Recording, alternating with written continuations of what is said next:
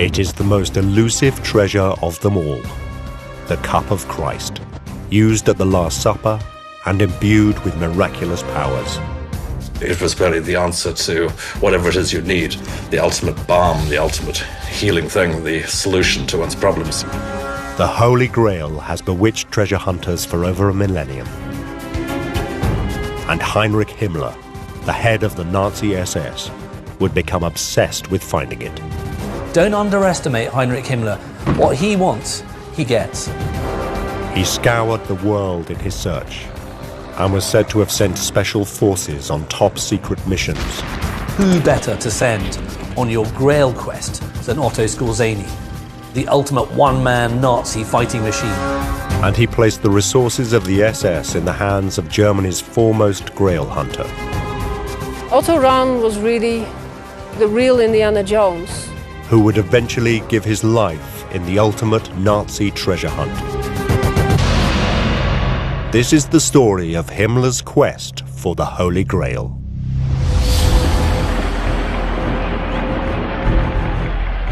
Berlin, 1933. The Nazis are in full control of Germany.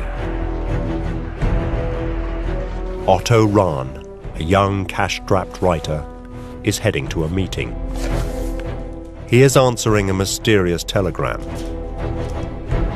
An anonymous benefactor has offered Rahn 1,000 Reichmarks a month, a very impressive wage, to write a book. The meeting is at 7 Prinz Albertstrasse. Rahn has no idea who will be waiting for him.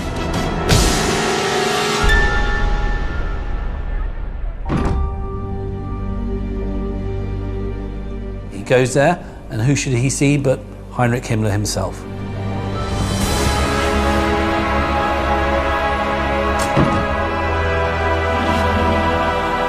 Reichsfuhrer Heinrich Himmler was the second most powerful man in Nazi Germany,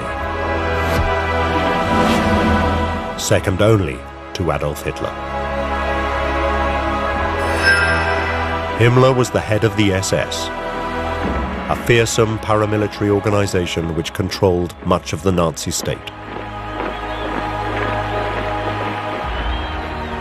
He charged Rahn with a remarkable, almost unbelievable mission: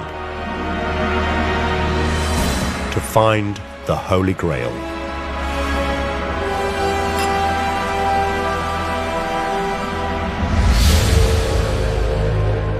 The Holy Grail is the most sought-after treasure in history.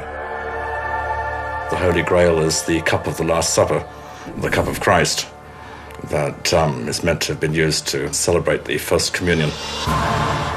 It is commonly believed that the same cup was used by the disciple, Joseph of Arimathea, to catch the blood of Christ whilst he was nailed to the cross. But other legends say it is even older than that the Grail was used by Abraham, the founding patriarch of the Jewish people. There are other people, of course, who think that it's the cup of Abraham. And this cup apparently became part of the sacred treasure of the Jews and was carried around with the Ark of the Covenant. Over the years, the legend of the Grail has grown and been embellished. Sometimes it is said to be a stone or a plate, but most commonly, it is a chalice. Whatever it is, all the legends agree that the Grail possesses miraculous powers. For the Grail is supposed to provide its holder with eternal life.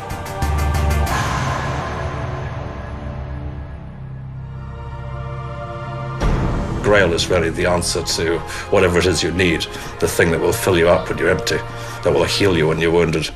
It's kind of the ultimate balm, the ultimate healing thing, the solution to one's problems. Such is its mystique. The Grail has obsessed treasure hunters for centuries. Tales abound of crusader knights searching for it, whilst they laid waste to lands in the Middle East. And in legend, many of the stories of the mythical King Arthur and his knights concern their quest for the Grail. But despite thousands of years of searching, no one has ever found it. But why would Himmler want such an item? Not only was he a fanatical Nazi, it seems he held some other very unusual beliefs. He was obsessed with mystery, legend, astrology, the occult, and Germany's pagan past. Himmler fundamentally was, today we would call him a geek. He was the type of guy who was massively into Tolkien. He'd be playing Warhammer every day. He was just a nerd, if you like. I mean, there's no other word to describe him. Well, Heinrich Himmler was obviously an extremely strange man, but he was in a position of extraordinary power. Don't underestimate Heinrich Himmler. What he wants, he gets. Himmler shaped his SS on the traditions of Germany's pre-Christian tribes. He promoted a cult of ancestor worship, and within the SS, Christian festivals would be replaced with pagan holidays. Instead of Christmas and Easter, Himmler had his SS celebrate the winter and spring solstices. Officers were married in SS rituals called Ehrweihe. SS naming ceremonies replaced christenings. It was as if he were attempting to create a new Nazi religion.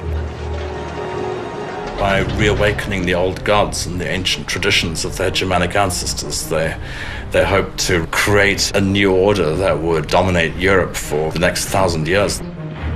Even the design of the SS insignia reflected Himmler's obsession with Germany's pagan past. It was two Sieg runes, occult symbols of a long-dead Germanic people. You've got this creation of a kind of whole mythology which starts to become a real, quote-unquote, religion. You've got all these sort of elements that the Nazis want to include, and if you're trying to create a religion, if you want to look how to do it, well, you should just study Himmler and what he got up to, because in many ways, he was the perfect kind of cult leader. And that's what Nazism became, and that's what the religion behind Nazism became. It was basically a cult.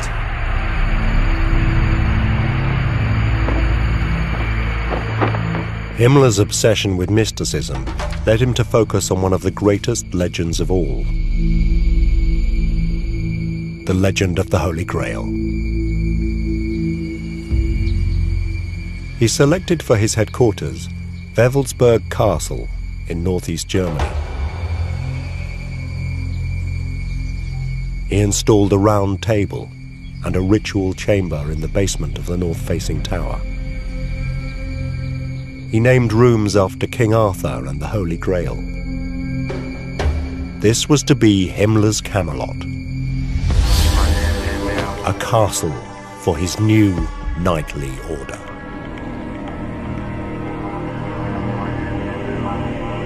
He wanted the SS to be a kind of breed of Teutonic knights, and he wanted to blend Arthurian myth with actual present-day, real, mechanized military machine. He wanted to have those same sort of knightly virtues that you read about in Grail legends. Now he had his castle and his knights. There was one last thing he needed. Now, what better to have in your knightly Arthurian-style castle than the Grail itself? And that was why Rahn had been summoned to meet Himmler. Because Rahn was Germany's leading expert on the Holy Grail. Otto Rahn was born in 1904. He grew up during the horrors of the First World War. As an escape, he immersed himself in legends and mythology. He was enamored by all the myths and legends of the old days, because the present was not so nice.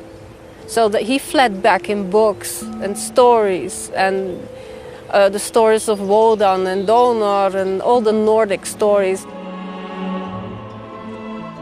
His favorite myth, very popular in Germany, was about one of King Arthur's knights of the Round Table, Percival, known in Germany as Parsifal. The best-known version of the story was written by Wolfgang von Eschenbach in the 13th century. In the tale, a young Parsifal searches for the elusive Grail. In Eschenbach's version, the Grail is not a cup, but a rock. The Grail is described as a hard, dark stone, which is contained in a reliquary. And Eschenbach says whoever has this stone or is near to it will have eternal life and will be healed. According to the legend, Parsifal eventually finds the Grail in a mythical castle which Eschenbach calls Munsalvesh.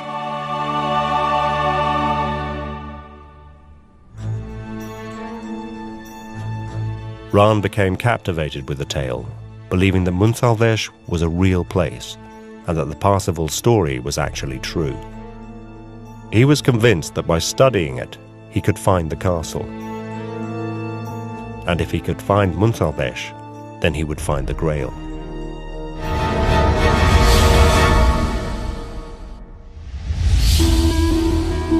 The young Rahn threw himself into researching these myths. I think Otto became enthused with the idea of actually finding the truth behind these legends. Also, he had a very methodical German mind. He was trying to really back-engineer the myth by finding the historical personages that became the figures in mythology. We can see in his work that there's maps and genealogies. After years of researching, Rahn eventually discovered a clue. He found it in the songs of the troubadours, the travelling poets of the medieval courts of France. Otto Rahn rightly decided that the troubadour songs were really the only authentic record of what had happened. That a lot of the written records had been destroyed, but through oral tradition, through the songs and through the legends, echoes of what had really come down still survived into the present day. In some of these songs, the troubadours sang of a medieval religious sect called the Cathars. The Cathars were said to have owned great treasures, including a sacred relic, a rock that had fallen from heaven. Rahn was sure that this relic must be the Holy Grail, as described by Eschenbach. The Cathars certainly were real. They were a 12th century religious sect, predominantly from the Languedoc region of southwest France. What we call Catharism is really a variant of Christianity which believed that you needed no intermediaries between man and God, that any individual could have direct communion with the divine, which meant that the entire hierarchy of priests, prelates, cardinals, the entire church was kind of irrelevant, which also bugged Catholicism no end. The Pope branded the Cathars heretics, and a vicious crusade was launched against them. And this religious group of people were hunted down by the Roman Catholic Church because they opposed the Roman Catholic Church. Across southern France, the Cathars were slaughtered in their thousands by the forces of the Pope.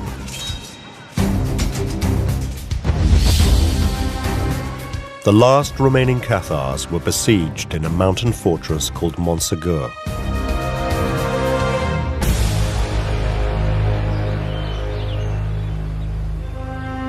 Montségur was the place where the Cathars held their last stand in 1244. This is when the armies surrounded the castle for 10 months. Eventually the odds were just too much for them, 10,000 against approximately 300 fighting men. After a 16-day truce, the surviving Cathars under their last priest, Bertrand Marty, were chained by the hands and the neck and dragged down the mountain at dawn, hanging them, cutting their throats as a way of destroying the faith once and for all. And finally, after they surrendered, 200 Cathars were burned at the stake. So it is gone into history as the last stand of the Cathars.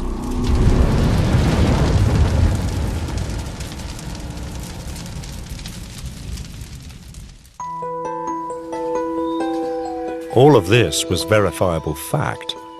But if, as Rahn believed, the stories of the troubadours were also true, what had happened to the Cathar treasure and the Holy Grail? When the Crusaders entered the castle, there was no trace of the mythical treasure, the infinite amounts of money they had expected.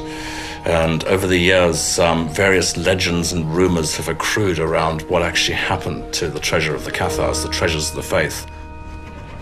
Rahn uncovered local stories which said that the Cathars had managed to smuggle their treasure out of the castle before it fell.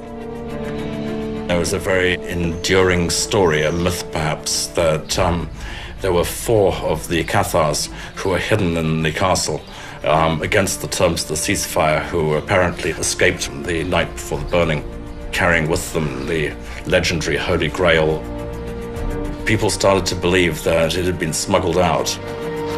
The escaping Cathars, according to this legend, then hid the Grail somewhere in the network of caves and caverns which run for miles throughout the mountains.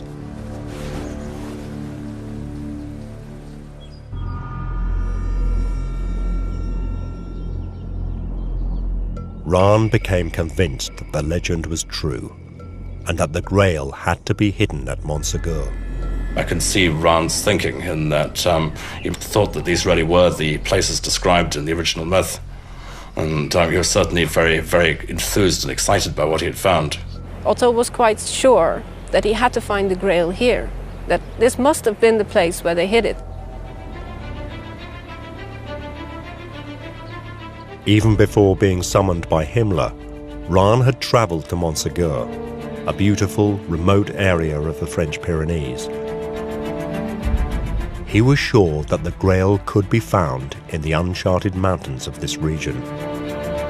He spent years exploring the area. All these places were completely off the map at that point. No one knew about this history or about the existence of the caves or the castles. The work was difficult and treacherous, but undeterred, Rahn sunk more and more of his money into the quest. Where he took over the lease on a small hotel, which was really a front for his continued explorations of the area.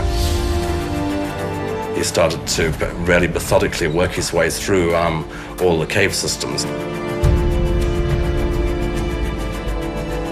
Certainly had his work cut out. It's the largest limestone district in Europe. And he wasn't a trained archaeologist. In fact, he was a trained etymologist. But he certainly got his hands dirty. Otto Rahn was really the real Indiana Jones. He was out there.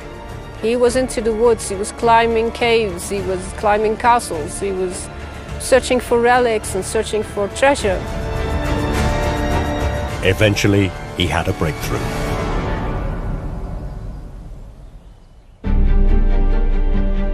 Deep in the caves, he found childlike engravings, which he copied in his notebook.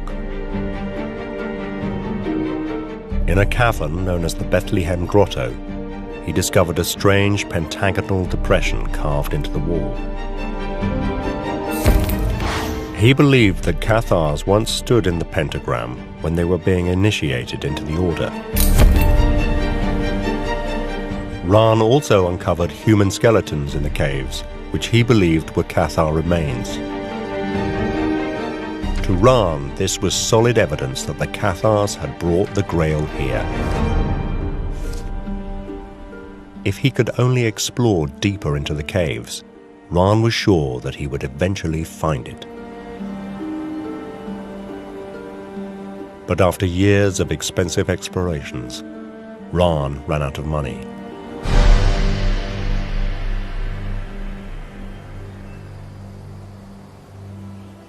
Otto left France under something of a cloud. He was unable to make the payments on the hotel he'd taken over, and he hadn't been able to pay his staff, and there were in fact legal proceedings against him.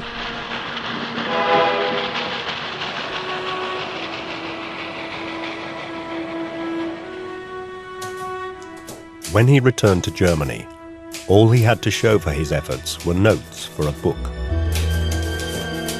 But unknown to Rahn, a copy of his book would fall into the hands of the one man in Germany who had both the resources and the will to relaunch his expedition: Heinrich Himmler.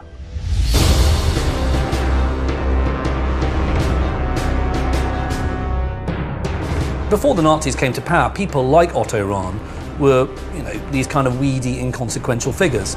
They're obsessed with finding the Holy Grail. This was something no one really took seriously. But then suddenly you get this whole new regime that takes these things extremely seriously. Rahn had never shown any interest in the politics of the Nazis. But now Heinrich Himmler would provide a solution to the biggest problem he faced in his quest for the Grail. Because he offered Rahn the one thing he needed: money. He was told that the SS would take over funding his research, that they'd give him all the money he needed to continue his search. The only catch being you'd have to wear a black uniform and report to his superiors. Rahn now found himself in the SS, an organization recruited from the Aryan elite of Nazi Germany. Its members were required to prove their ethnic purity and trace their German bloodline, often as far back as the 18th century. It ran some of the most intimidating branches of the Nazi state, including concentration camps and the secret police. Despite this, Rahn seemed to have no concerns about joining. When you don't have any money and somebody offers you 1,000 Reichsmark a month, and the only thing you have to do that is to join the SS.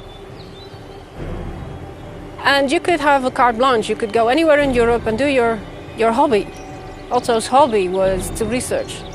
So he said, yeah, I'll take the money, I'll go find, treasures and stuff. Why not?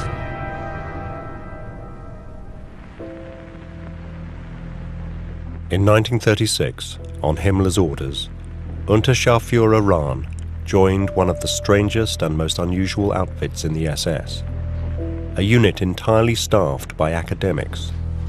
It was called the Ahnenerbe.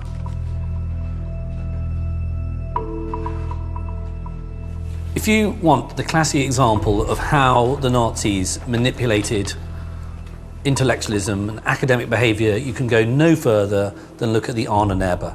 This was an institution set up ultimately by Himmler to research, quote-unquote, German ancestry. And it was to look at how you could construct a mythology of Aryanism and Germanic culture. Himmler believed the Germans were a master race, set aside from all others by their nobility and purity. The Ahnenerbe's task was to provide intellectual proof for this claim. The Ahnenerbe is very much Himmler's baby. These are his academics, these are his scientists, these are his historians, these are his archaeologists, and they're there ultimately to do one thing: to prove that Himmler's right. Unfortunately, he's completely wrong.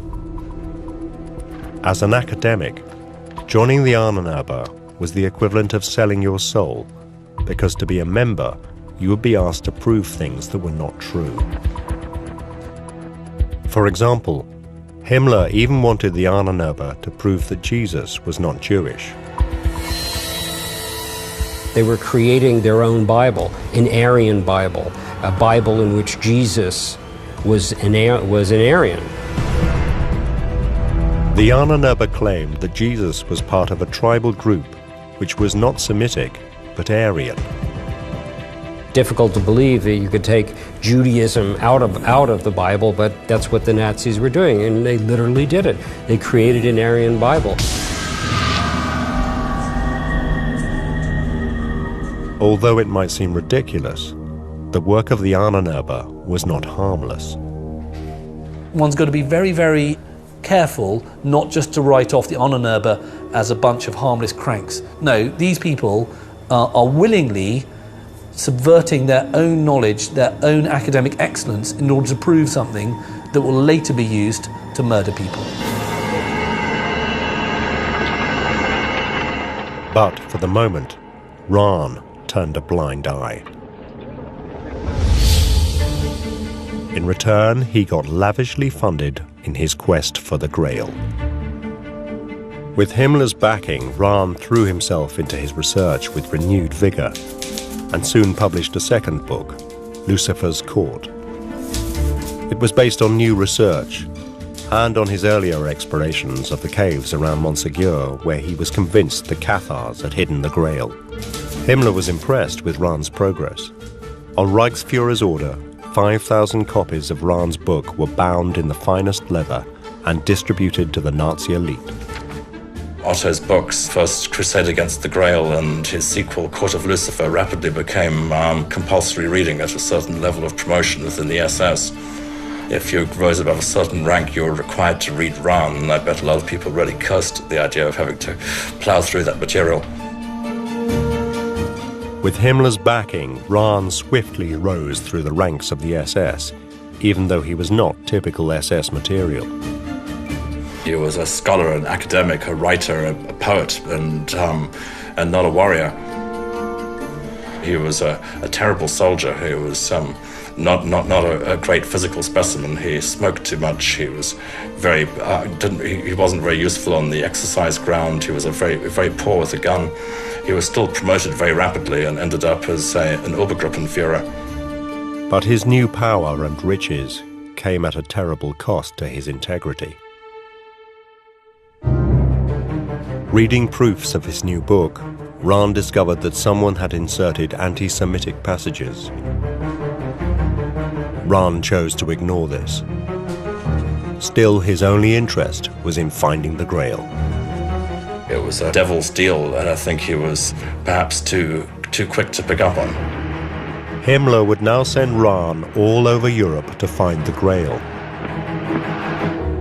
Rahn is dispatched to any number of locations. There's a lot of letters from the time where Otto is asking permission to visit various sites and excavate various sites, and it's just literally lists of place names. He visited Europe's most famous pagan sites. He conducted excavations and visited pre-Christian monuments around the continent, including the Exensteiner, a towering rock formation in northwestern Germany where ancient Germanic tribes had worshipped for centuries. Himmler even dispatched Rahn as far as Iceland, at the head of an SS expedition searching for the Grail.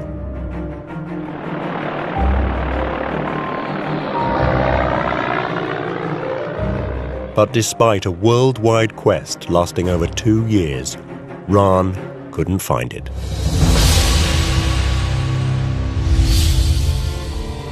The fact that he couldn't find the physical Grail made him very nervous, because he couldn't really please Himmler the way he wanted to please him. Little by little, Rahn began to lose Himmler's confidence.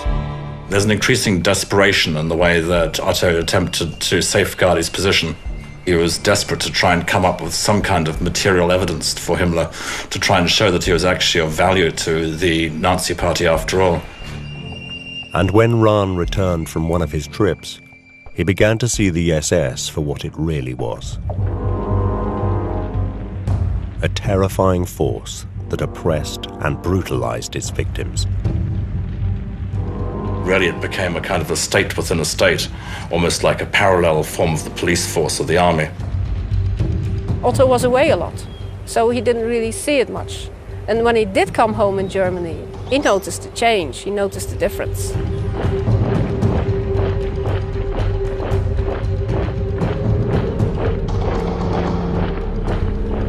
Suddenly it had become clear to Rahn the danger he was in for failing to find the Grail. I think he realized his days were numbered. He started to drink, he started to smoke. A general sense of panic seems to have set in. Things began to fall apart. Rahn desperately hoped that Heinrich Himmler would give him more time. But Himmler had run out of patience. In 1937, Himmler stripped Rahn of his rank. Rahn was sent to act as a guard at the notorious Dachau and Buchenwald concentration camps.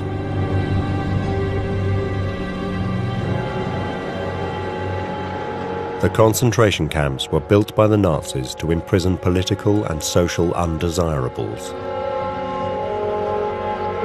At that time, inmates in Buchenwald included socialists, communists, gypsies, Jehovah's Witnesses, and homosexuals, who were herded into inhuman conditions. He saw people being hurt, beaten up, murdered. He wanted to get out of there quick. He didn't want to have anything to do with it. He wanted to flee. He wanted to go somewhere else, live somewhere else. He asked several times to live here in France, but it was denied. He didn't really want to be part of the Germany that it had become. He wrote to a friend, "I have much sorrow in my country. Impossible for a tolerant, liberal man like me to live in a nation that my native country has become." He was scared out of his senses. there was a particular reason that what Rahn had seen at Buchenwald filled him with terror. Because he was hiding a dangerous secret. He was himself homosexual. He had covered this up from the SS from the very beginning because obviously homosexuality, just like being Jewish, was something which would get one sent to the camps. Certainly a lot of people died for the same reasons. And there was something even worse. Rahn wasn't a pure-blooded Aryan. He was Jewish.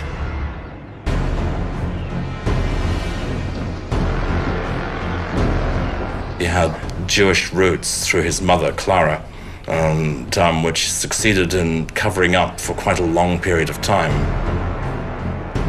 As a member of the SS, Rahn was required to prove he was of pure Aryan descent.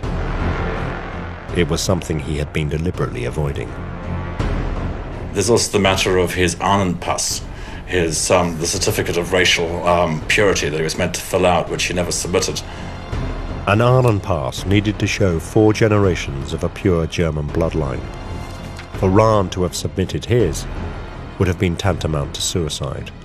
He had hoped that if he could find the Grail, then no one would be concerned about his Ahnenpass. But he had failed to find it. And in 1939, his luck finally ran out.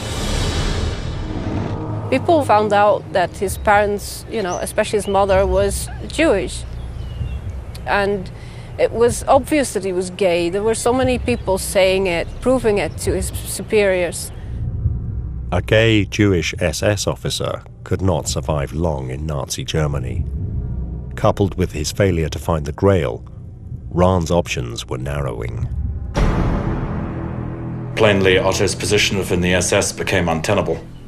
He must have realized that it was suicidal to stay.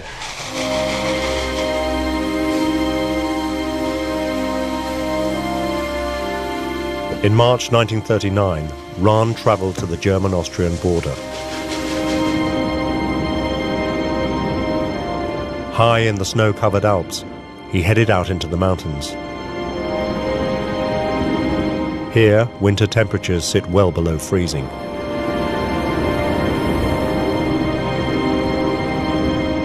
Rahn took with him only a bottle of whiskey and some sleeping pills.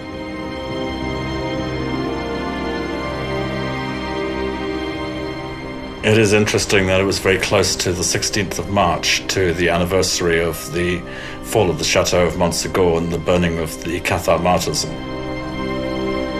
Maybe he chose that date deliberately.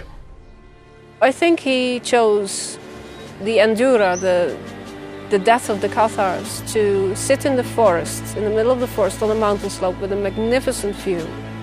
Took a couple of bottles of sleeping tablets, knowing that he wouldn't wake up because he would freeze to death that night. A notice in a Nazi newspaper reported it as a tragic death of an outstanding SS officer and scientist.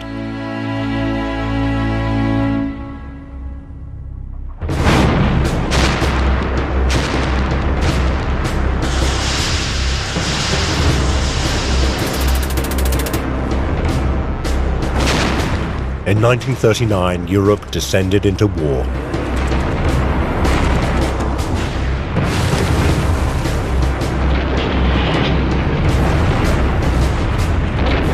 Himmler's SS were in the thick of the fighting. But even so, the Reichsfuhrer continued his search for the Grail throughout the war. Yeah, one might readily have assumed that the death of their Parsifal, their lead Grail hunter, might have closed down the whole program.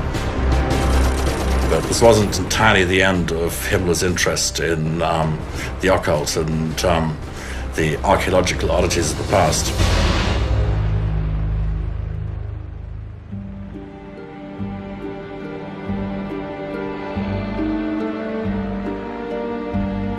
In 1940, Himmler accompanied Hitler on a mission to Barcelona to convince Spanish dictator General Franco to bring Spain into the war.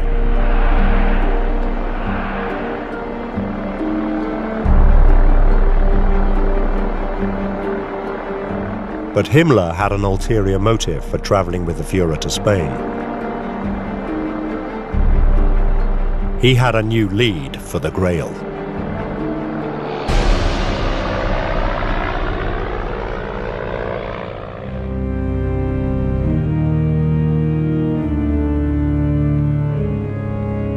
It took Himmler to Montserrat Abbey in the Pyrenean Mountains, an hour from Barcelona. An abbey built on the foundations of an ancient castle.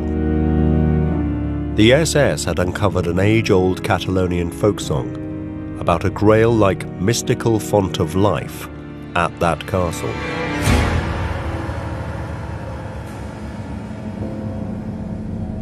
Himmler now believed that the Grail castle might not be Montségur in France, but instead Montserrat in Spain.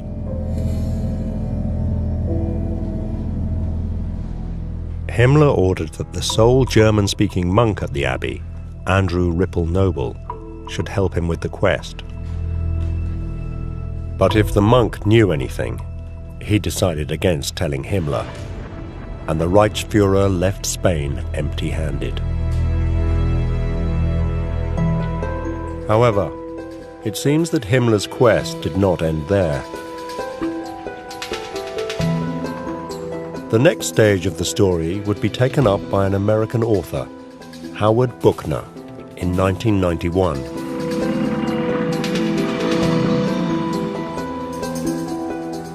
As a young man in 1945, Buchner was part of the American advance through Europe.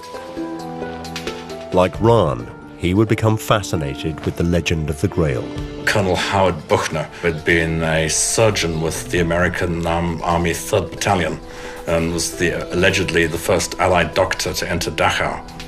There, he supposedly uncovered information from a captured SS officer, which he included in his book about the Nazi quest for the Grail. Buchner wrote a book called Emerald Cup, a very curious book. According to Buchner's sources, now that Himmler had ruled out Spain, he once again focused his attentions on the French Pyrenees. But this time, he decided on a radically different approach. Frustrated with the efforts of academics such as Rahn, Himmler now called upon one of the Reich's greatest military heroes to take up the quest. Otto Skorzeny. He's a bear of a man. He's very tall, he's very charming, he's very imposing, he's got a dueling scar down one of his cheeks, and in many ways he's a pretty unreconstructed Nazi. Skorzeny was the chief of Germany's special troops, the most famous and feared commando in the German army. Bold, fearless, and a hero to the Nazi faithful. Buchner claims that Himmler had dispatched none other than Otto Skorzeny, the famous paratrooper and commando, allegedly the most dangerous man in the world, to retrieve the sacred treasure. Himmler's tried the academics, he's tried the boffins. Why don't we send Otto Skorzeny? Skorzeny was more than qualified for the task. In September 1943, he had led a daring raid on a prison in the Italian Alps to free the captured Italian dictator, Benito Mussolini. Dropping in by glider with a squadron of elite German commandos, they came under heavy fire.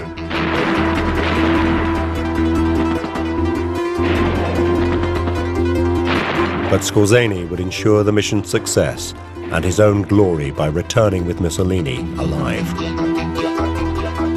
He's, in many ways, represents kind of the ultimate one-man Nazi fighting machine. Now, who better to send on your Grail quest, supposedly, than Otto Skorzeny?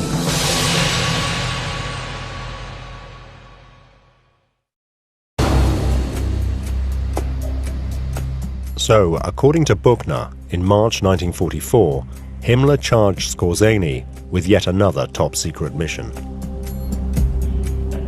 But this time, to the castle of Montségur in France to find the Grail. Skorzeny decided to look again at Rahn's theory that the Grail had been taken out of the castle 700 years before by escaping Cathars. Colonel Howard Buchner believed that Otto Skorzeny was able to look at the chateau with a military mind and imagine how such a feat might be possible.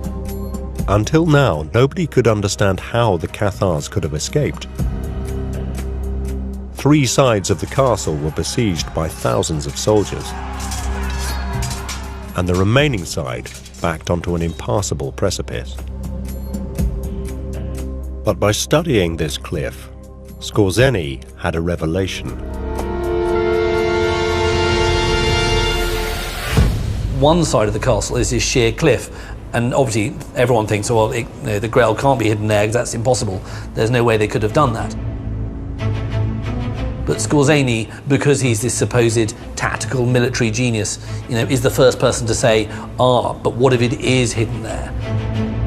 Skorzeny worked out that by using ropes, the escaping Cathars could have lowered themselves unseen over the castle walls and down the cliff face.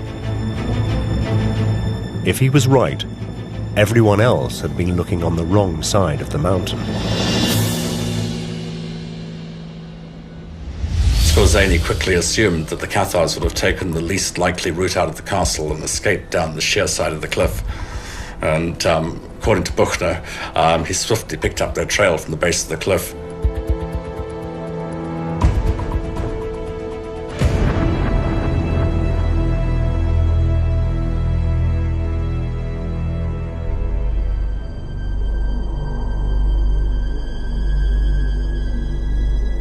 Six days after Skorzeny was said to have arrived at Montségur, it was the anniversary of the Cathar massacre.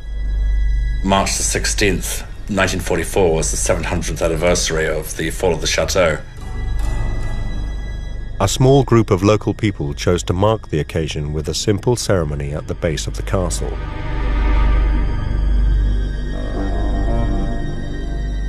Then, something unexpected happened. The story has it that while they were getting together on the mountain, that a German aircraft flew overhead. It's the 700th anniversary of the massacre of the Cathars, and the plane makes a cross, a Cathar cross, in the sky.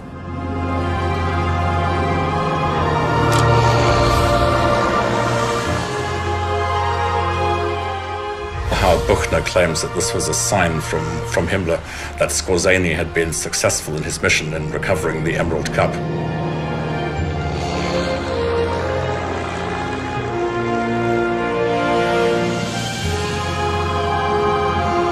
But could this be true? Had Skorzeny really succeeded where everyone else had failed and found the Grail?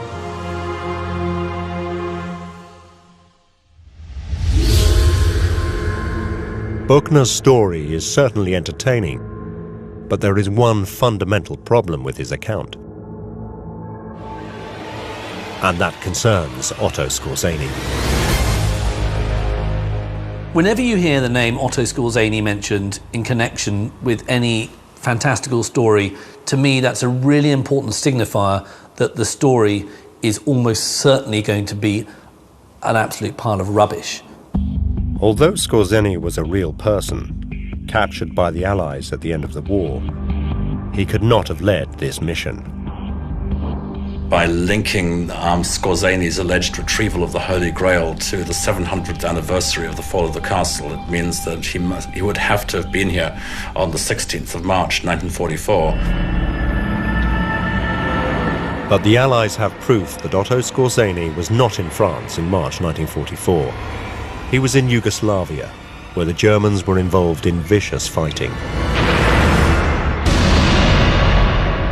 Now, the truth is, when he was supposed to have been supposedly finding the Holy Grail in France, he was in fact, somewhere near the Eastern Front. Buchner's story gets even wilder, with the Grail being taken by Nazi U-boat to Antarctica, where it is placed in a cave of ice in a secret Nazi base in the Mühlig-Hoffmann Mountains. I mean, all of it makes for a wonderful story, and certainly after the Indiana Jones movies, we love the idea of uniformed Nazi stormtroopers ransacking the castles of the Pyrenees. I mean, this is fun, but it's just not true. But even though Buchner's story is just fantasy, the story of the Nazi hunt for the Grail is not. Heinrich Himmler was obsessed with mysticism, and he did fund expensive expeditions for the Grail, including Reims. But he never found it, because in all probability, it never even existed. Heinrich Himmler was eventually captured by the Allies at the end of the war and committed suicide whilst in British custody. This is the house in Lüneburg where Himmler committed suicide. In that room, the most despicable of all German criminals contrived to take poison after arrest. But the horrifying truth is that millions of people across Europe would lose their lives on the direct orders of this man. Orders which the Nazis attempted to justify through the work of the Ahnenerbe and men like the Grail hunter Otto Rahn.